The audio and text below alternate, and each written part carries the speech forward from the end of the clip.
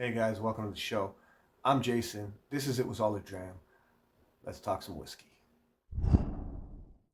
Today's episode is going to be news and views. We're going to start with some news items and then I'm going to get into something that's a little bit more opinionative. So the first news item of the day involves Four Roses Bourbon. Unbeknownst to me, it had previously been owned by a Japanese company called Kirin Holdings. Kirin Holdings has sold it to a US-based company, Gallo Wineries. Both companies say that the sale is strictly a restructuring issue and that nothing is going to change. So you should get the same product. Processes and stuff should not change at all. Next up, we have Lagavulin introducing a new item to its core range. They are adding an 11-year-old sweet peat, aged exclusively in ex-bourbon barrels. They're discontinuing the Nick Offerman 11-year-old edition that used to be a different edition every year. Special edition. This is going to be permanent. It's now part of their core range to add to the 8 and the 16, the 11 sweet peat. It will be $80 US, I believe. In the same vein, Ardbeg has a new release, and Ardbeg fans will be super excited about this. The immortal 10-year-old Ardbeg is being released in a cask strength version. Now, at first blush, I was also very, excited about this, but then I thought to myself, I've never drank Ardbeg 10 and thought it lacks punch or it needs to have more. It's still super exciting to try it out, but I mean, the Ardbeg 10 is great. I don't know that this was necessary, but I'm sure it's appreciated by many. Next up, we have Whisky Distillery. Have you heard of them? Whisky Distillery, breaking in with a splash.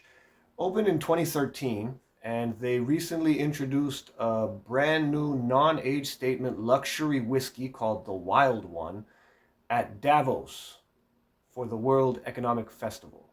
Or World Economic Forum, sorry. I think of this whiskey, I'm thinking festival. World Economic Forum, 30,000 British pounds for a non-age statement whiskey called the Wild One.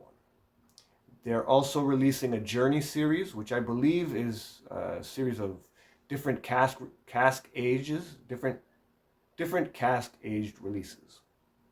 And those are going to be 500 bottles of each will be released. And those are 3,000 British pounds.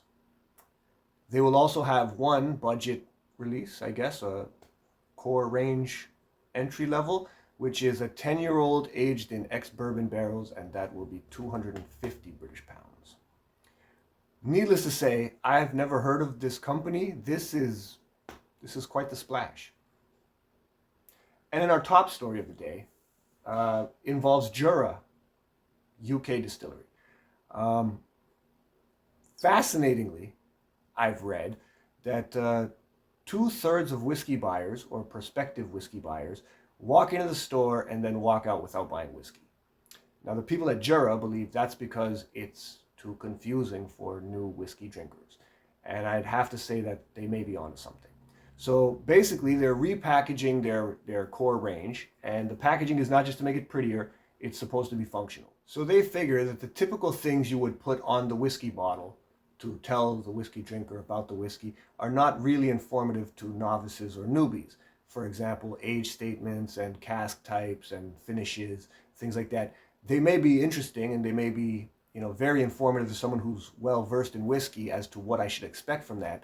But if I'm a new whiskey drinker, sherry cask finish 18, I don't know what that means. I know what Blackberry Crown Royal is going to taste like, right?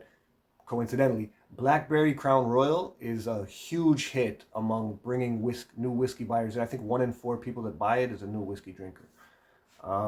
So anyway, on the back of the bottles of Jura now, they're going to put a flavor scale.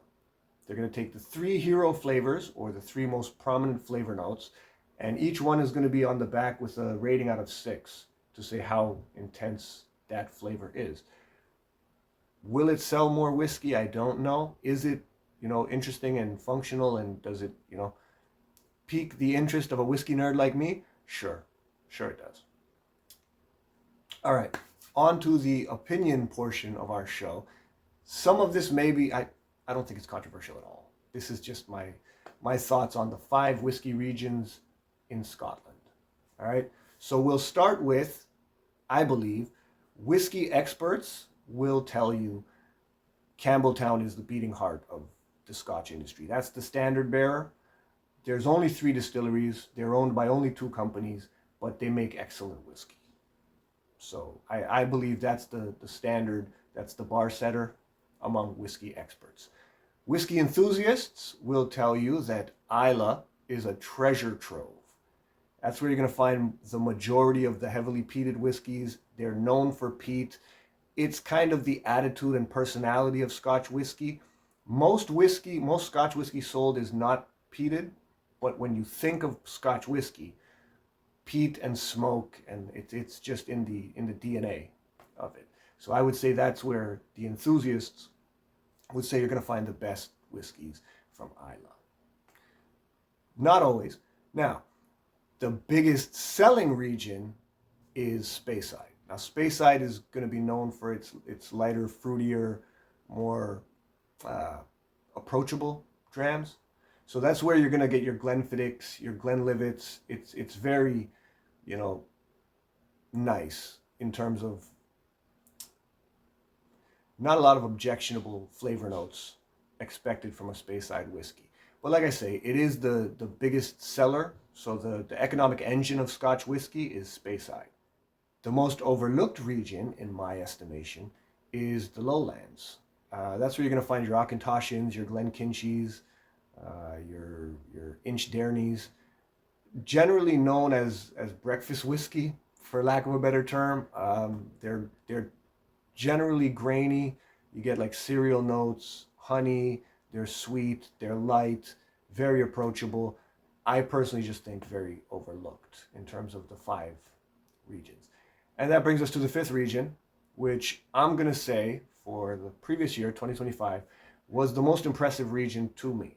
I think the Highland whiskies impressed me the most with the intensity, with the flavors, with the variation of flavor. I just think that from my expectation to the experience, the biggest most impressive gap has to be Highland whiskies.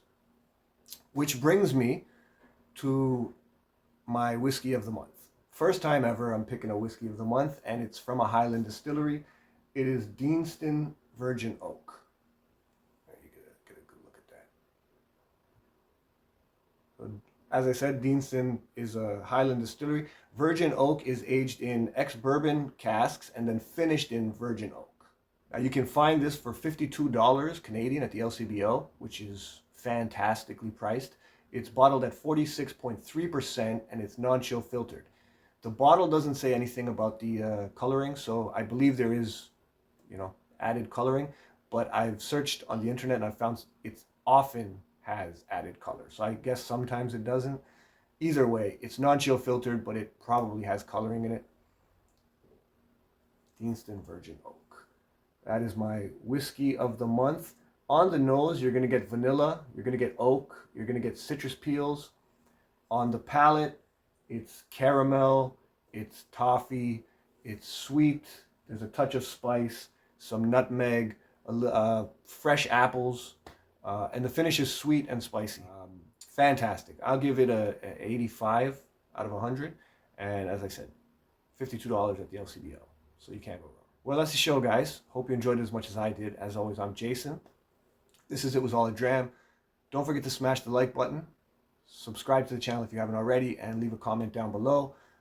I'll see you guys next time. Till then, cheers.